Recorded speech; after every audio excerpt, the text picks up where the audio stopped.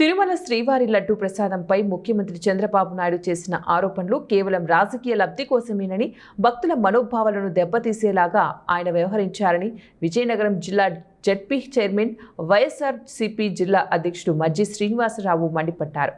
ఆదివారం ధర్మాపురిలోని తన క్యాంపు కార్యాలయంలో ఏర్పాటు చేసిన మీడియా సమావేశంలో మాట్లాడారు. తిరుమల లడ్డు ప్రసాదంలో వాడే నెయ్యిలో జంతువుల కొవ్వు, గొడ్డు మాంసం కొవ్వు లేదా పంది కొవ్వు లేదని దేశంలోనే అత్యున్నత ల్యాబ్స్ తేల్చి చెప్పాయి. ఈ నివేదికలతో కోట్లాది మంది భక్తుల విశ్వాసాలను చంద్రబాబు ఎంతగా దెబ్బతీశారో స్పష్టమైంది.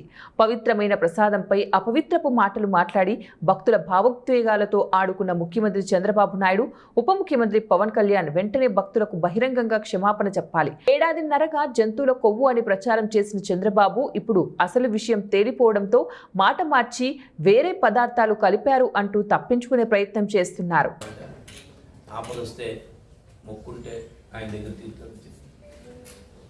ఈ రాష్ట్రంలో ప్రజలందరూ కూడా ఇలాంటి పరిస్థితిని తీసుకొచ్చిన కేవలం రాజకీయాల కోసం, ఎటువంటి ఆధారాలు లేకుండా నిందారోపణలు చేసిన భక్తుల మనోభావాలు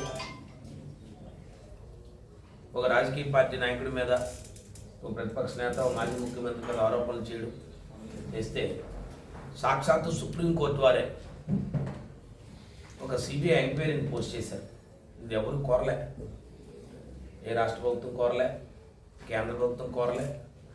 సాక్షాత్తు కోట్లాది మంది భక్తుల తాలూకా మనోభావాన్ని దృష్టిలో పెట్టుకొని సుప్రీంకోర్టు వారే ఒక సిబిఐ ఎంక్వైరీ చేస్తూ దాన్ని స్పెషల్ ఇన్వెస్టిగేషన్ టీమ్గా సిద్ధిగా నామకరణం చేస్తూ ఒక టీంని వేశారు. దాంట్లో రాష్ట్రంలో ఉన్న పోలీస్ అధికారులు కూడా దాంట్లో వేశారు, ఇద్దరు అధికారులు కూడా వేశారు. దాంతోపాటు మీరు ఎవరైతే ప్రక్షాళన చేస్తామనో లేకపోతే ఇంకొకటో చెప్పిన అధికారులందరూ మీ ప్రభుత్వంలో, ఈ ప్రభుత్వంలో మీరేసిన ఈఓలు, మీరేసిన డిప్యూటీ ఈఓలు, మీరేసిన అధికారులు అందరూ, ఇప్పుడున్న చైర్మన్, ఇప్పుడున్న బోర్డు అంతా మీ తాలూకా మనుషులే, మీ అధికారంతో వేసిన వారే. ఈ దేశంలోని అత్యున్నతమైన ల్యాబ్ అయిన ఎన్డీఆర్ఐ కానీ ఎన్డీడీబీ ల్యాబ్స్లో కూడా కోర్టు చేస్తూ సిట్టు సిబిఐ ఛార్జ్షీట్ ఫైల్ చేసింది. ఎంతమంది అధికారులను విచారణ జరిపారు.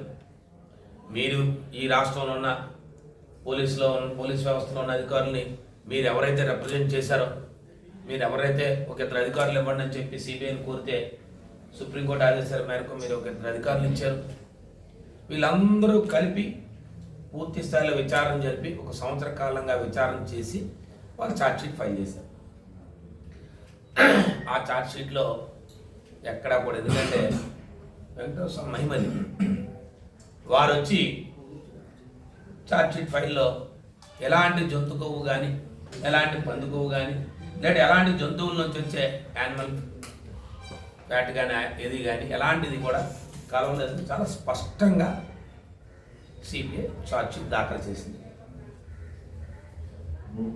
అధికారుల మీద చర్యలు తీసుకోండి అని చెప్పింది. జరిగింది దాని మీద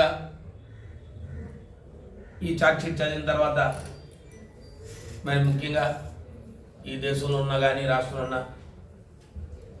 ఉన్నతమైన స్థానాల్లో ఉన్న వాళ్ళు కానీ, లేదా మాజీ న్యాయమూర్తులు అవనివ్వండి, మాజీ ఐఏఎస్లు అవనివ్వండి, చీఫ్ సెక్రటరీలు అవనివ్వండి, పెద్ద పెద్ద ఉన్నతమైన స్థానంలో గతంలో పనిచేసిన వాళ్ళు అవనివ్వండి, ఈఓస్గా పనిచేసిన వాళ్ళు అవనండి, అక్కడ వాళ్ళందరూ కూడా చాలా సంతోషం వెలిపించుతూ ఏదైతే మీరు చేసిన ఆరోపణ తప్పు అని తేలిందని చెప్పి చంద్రబాబు నాయుడు గారి మీద, ప్రభుత్వం మీద, కూటమి ప్రభుత్వం మీద ఒక పక్క ప్రజల్లో ఒక రకమైన వ్యతిరేకత ఏర్పడింది. ఎంత మహాప్రతిష్ట, మనం అది మహాప్రసాదంగా భావిస్తాం.